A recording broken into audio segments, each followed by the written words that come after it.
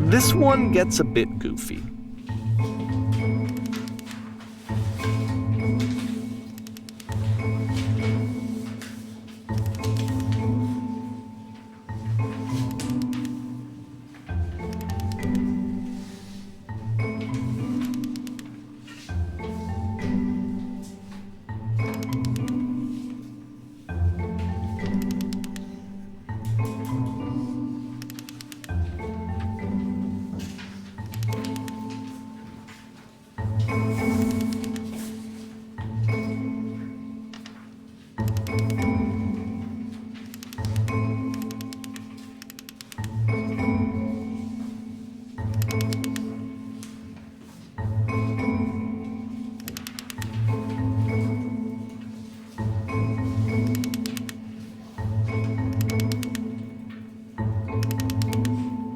About halfway through the game, the perspective shifts.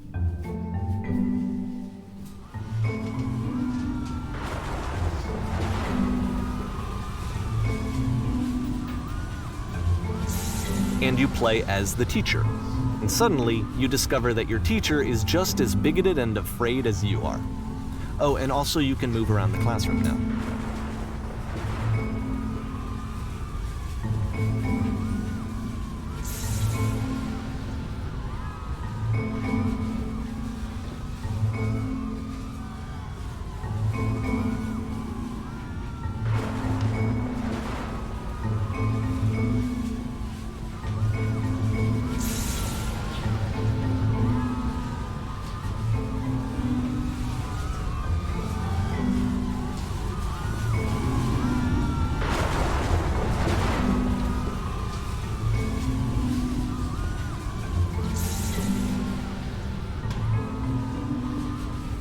I fell pretty hard for this one.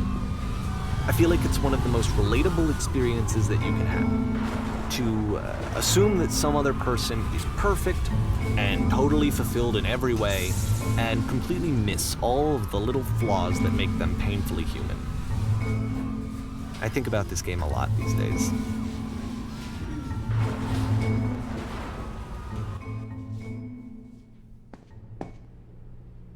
This one took a lot longer than all the others for Coda to make. It was 4 months between this and the last one. That's twice as long as it took him to make any other game before this, and it's not like it's particularly complex, so I remember I found that a little strange at the time.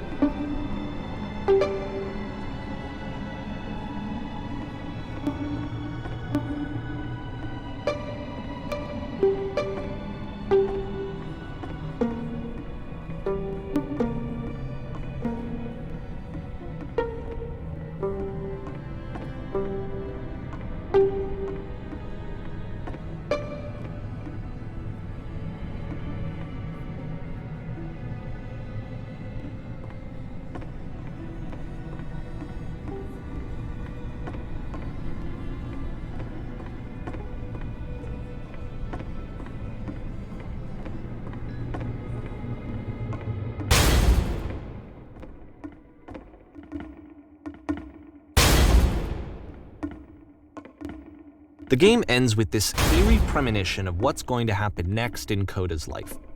The solution to social anxiety, to fears of having to perform and having to chase success, the answer for Coda is to withdraw, to hide himself away. Which is what leads to scenarios like the stairs that slowed you down several games ago, where it just becomes harder and harder to access Coda's inner landscape because he keeps retreating.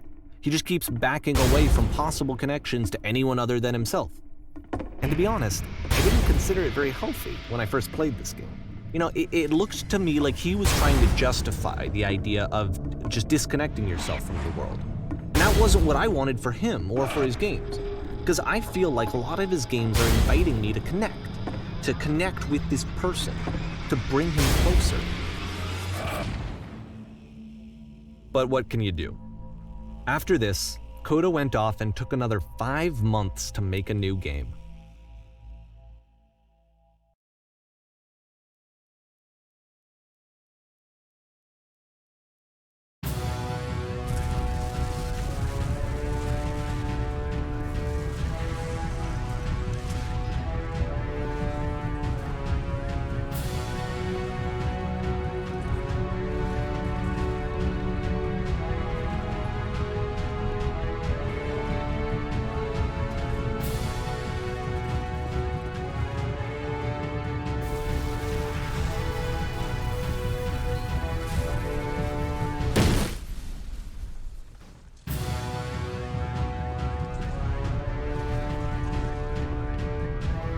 You should probably open your eyes if you haven't already. It's pretty much impossible to solve otherwise. And there is a solution, by the way.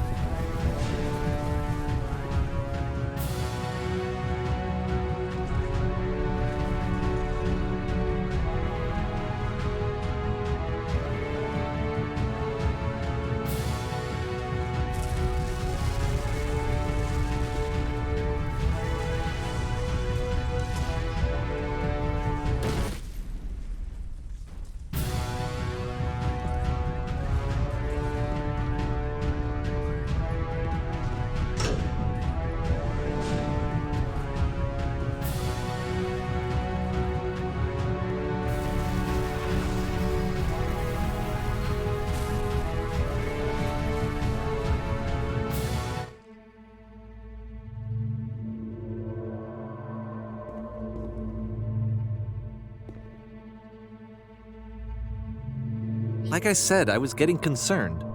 First off, he's never been this explicit in his work about exactly what he's thinking. So where's that coming from? But then even weirder, his work has potentially stopped being an outlet for him. Not like he's having trouble iterating on ideas, but he literally just can't think of new ideas anymore.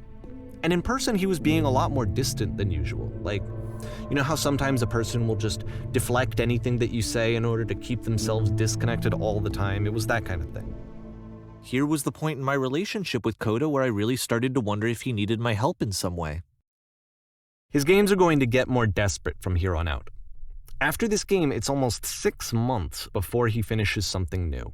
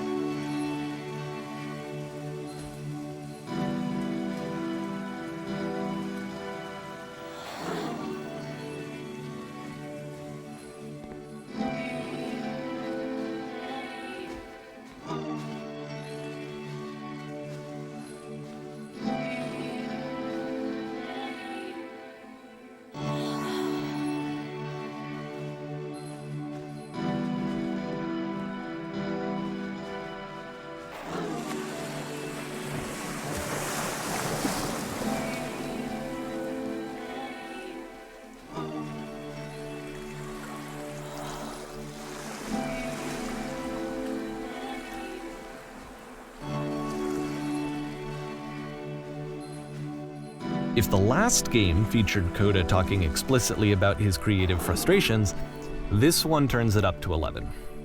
Now, put yourself in my shoes playing this. Here's a friend whose work is exhibiting signs of struggle, frustration, anxiety, depression, even. And yet still, he keeps making games. He keeps throwing himself into the grinder even when he clearly doesn't have the energy for it anymore. Why? What is it for?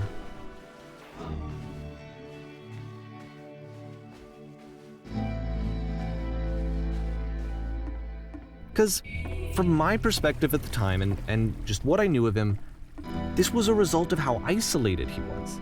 He was in his own little bubble, just sitting at his computer all day, not really showing these games to anyone, not releasing them onto the internet, and so he didn't have anyone outside of himself to connect with. He had no outlet to ground himself on.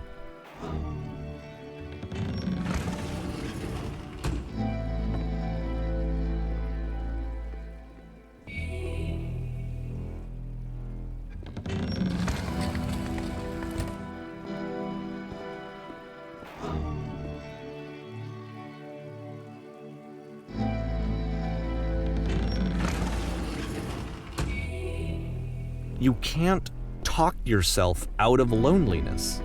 It doesn't work that way. You can't be the one writing both the questions and the answers. Then there's no movement. Then there's no circulation.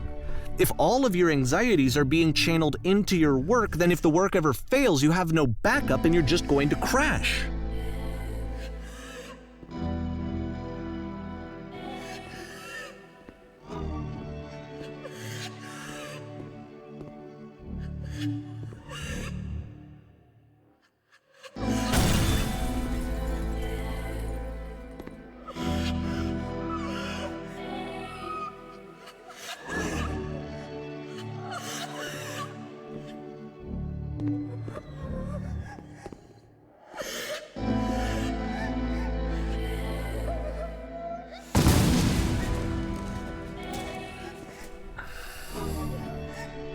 Seeing this game at the time that he made it, it looked really unhealthy to me. I was watching him do this to himself, and I hated it. I hated seeing him so trapped. It's like, video games are not worth this amount of suffering. This is someone I really cared about, and I used to get so much joy out of seeing him create. For him to suddenly become angry and frustrated like this, it was the worst thing for me.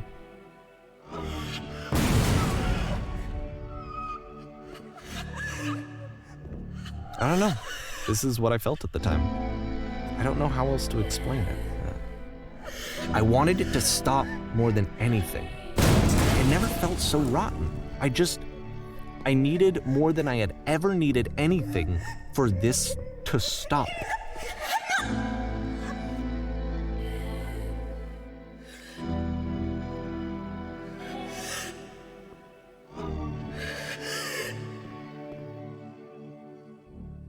But it didn't stop.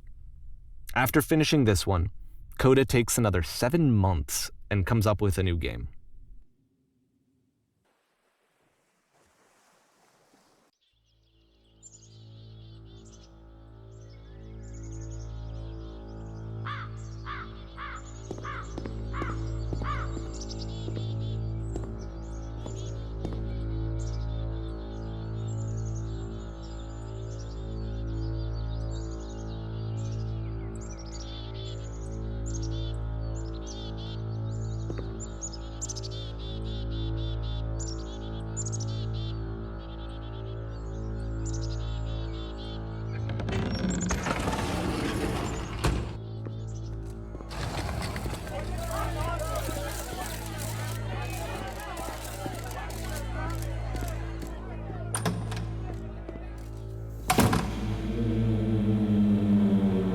And of course, it's the machine.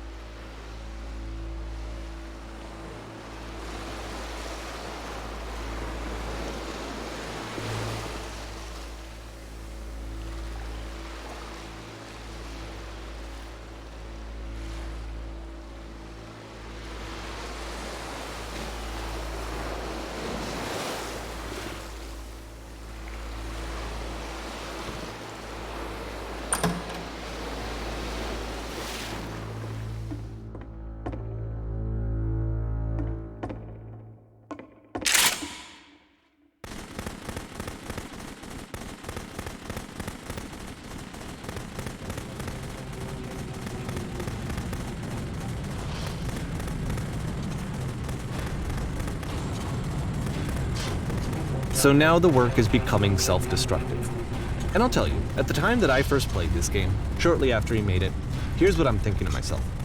I'm thinking that code is stuck in his own head, and that it's having a very negative effect on him, and that all he needs to do is just start showing his work to people, to get some actual feedback on his games.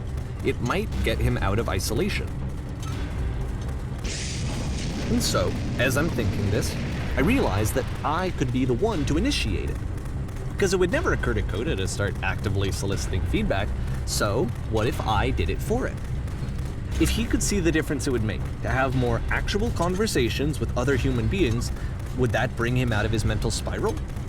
Would it give him confidence in himself? Would it bring meaning back into his work?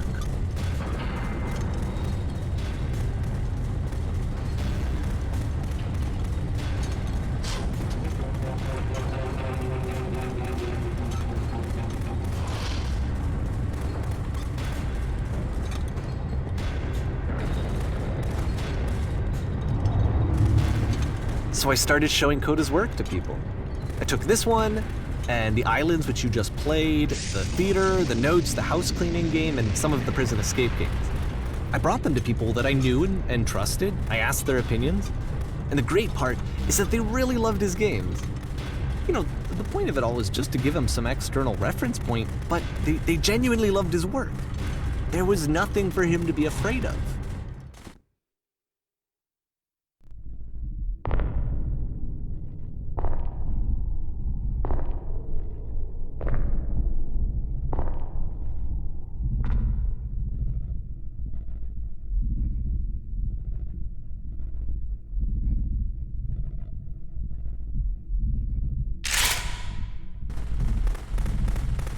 Can you see why I felt like this was the right thing to do? Because it's the thing that I always feel like I need, to be told that my work is good, that I am good. When someone really connects with a thing that I've made, when they see themselves purely in my work, there's nothing that feels better. And I got to give that very same feeling to my friend. I did something, I really felt like I'd done something good, like I was a good person. I felt like there was a friend who was in trouble and was unhappy and maybe didn't like themselves, and I could fix it. If I could give him this gift, maybe I could fix the problem. When they told me how much they enjoyed his games, it was the best feeling. It was the absolute best feeling. It made me feel so happy, so beautifully, beautifully happy.